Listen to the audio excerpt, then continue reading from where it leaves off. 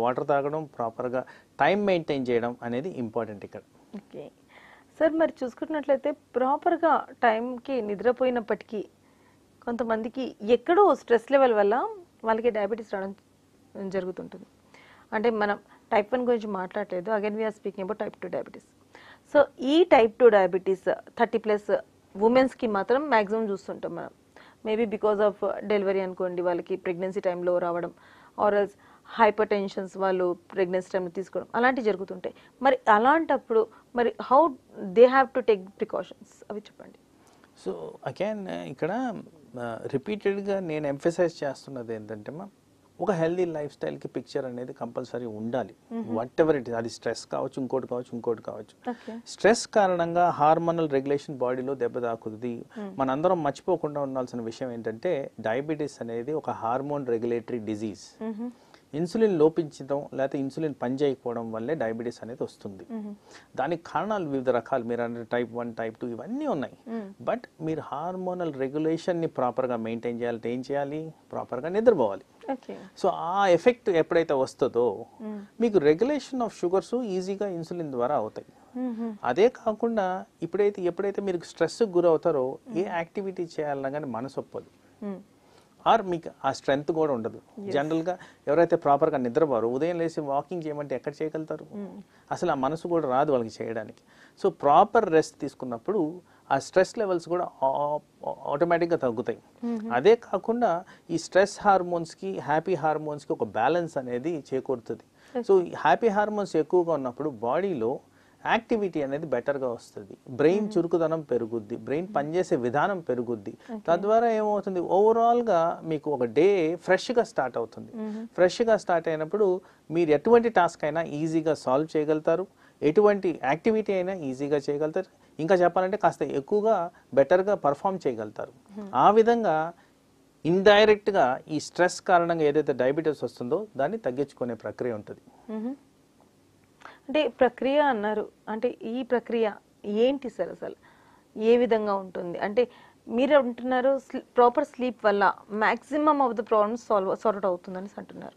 అంటే అసలు ఈ ఇన్సులిన్ అన్నా సరే, whatever is forming in our body అదంతా ప్రాపర్గా మేనేజ్ అవుతుందని అంటున్నారు. కానీ ఇప్పుడు ప్రెసెంట్ మాత్రం sleep is a big deal. పండుకోవడం అనేది బిగ్ డీల్ అయిపోయింది. ఎందుకంటే ఎవరైతే చూసుకుంటున్నామో యూత్కి తీసుకుంటే కొంతమందికి స్ట్రెస్ లెవెల్స్, స్టడీస్ ఉండొచ్చు, కొంతమందికి వర్క్ ప్రాబ్లం ఉండొచ్చు, కొంతమందికి ఫ్యామిలీ టెన్షన్స్ ఉండొచ్చు. All these comes under stress. మరి అలాంటప్పుడు ఎవరన్నా సరే మేనేజ్ చేయాలి, కంట్రోల్ అవ్వాలి అంటే ఏ విధంగా కంట్రోల్ చేయవచ్చు చెప్పండి. సో దీనికి డైరెక్ట్గా ఒక క్వశ్చన్ అడుగుతానండి. ఈ ప్రాబ్లమ్స్ ఏవైతే హైలైట్ చేసామో ఇవి కొత్తగా వచ్చినాయా మన లైఫ్లోకి? ఇది వరకు లేవా? పూర్వీకులు ఫేస్ చేయలేదా?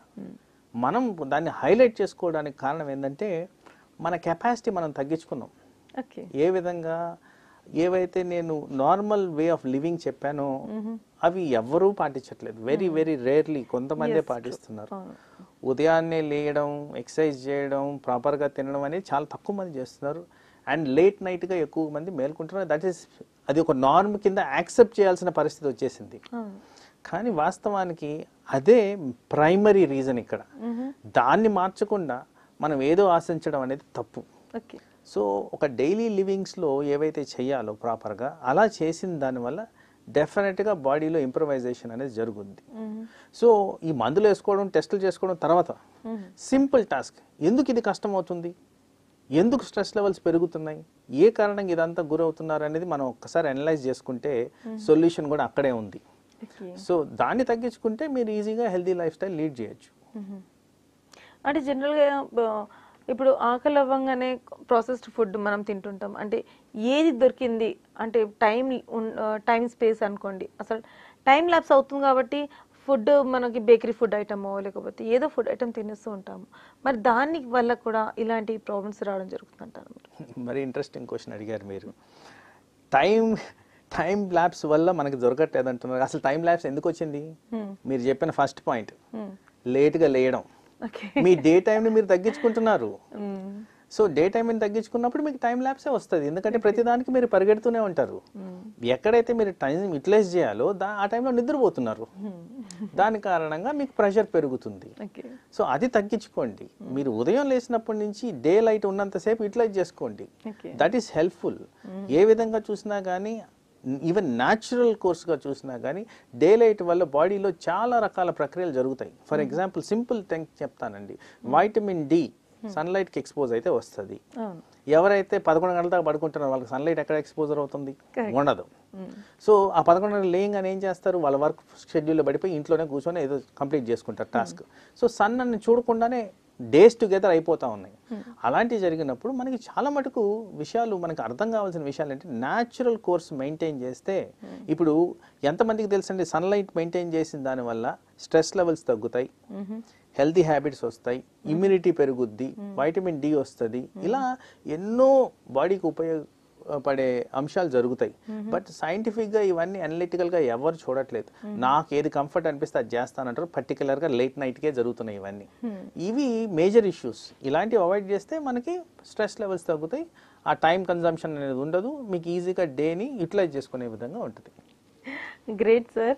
మరి జనరల్గా వర్క్ చేసే వాళ్ళకి మాత్రం టైం ల్యాప్స్ ఇస్ యూజువల్, ఎందుకంటే కొంచెం బిజీ ఉన్న వాళ్ళకి మాత్రం వి కాంట్ హ్యాండిల్ దెమ్. మీకు చిన్న విషయం చెప్తానండి దీంట్లో. సాధారణంగా నా క్లినికల్ ప్రాక్టీస్లో థైరాయిడ్ పేషెంట్స్ని చూస్తుంటాను. అవును. ఈ థైరాయిడ్ పేషెంట్లకి మేజర్గా చేయాల్సినది ఉదయాన్నే లేయంగానే ట్యాబ్లెట్ వేసుకోవాలి. అవును. సో నేను పర్టికులర్గా గుచ్చి అడిగేది ఏంటంటే, ఏ టైంకి వేసుకుంటారు ట్యాబ్లెట్ అంటే, సార్ మార్నింగ్ లేయంగానే వేసుకుంటాను సార్ అంటే. అర్లీ మార్నింగ్ అని వాడతారు. What is early morning? ఈ కాంటెక్స్లో చూస్తే 9 గంటలకి 10 గంటలకి చెప్తారు. అది అర్లీ మార్నింగ్ ఎలా వద్దండి? సో ఒక నోషన్ తయారైపోయింది అది అర్లీ మార్నింగ్ అని. ఫస్ట్ ఆఫ్ ఆల్ అక్కడే మారిపోయింది కాంటెక్స్ట్. అర్లీ మార్నింగ్ అంటే 5 to 6 మధ్యన వేసుకోవాల్సిన అవసరం ఉంది. అలా వేసుకుంటేనే మీకు ప్రాపర్గా జీవక్రియలు జరుగుతాయి. మరి అది చేయట్లే కదా. ఇది జస్ట్ అన్ ఎగ్జాంపుల్ చెప్తున్నా. సో ప్రతి ఒక్కరు నోషన్లో early morning is 8 o'clock 9 o'clock. అది రాంగ్. ఆ కాన్సెప్ట్ మార్చుకోవాలి. అవును.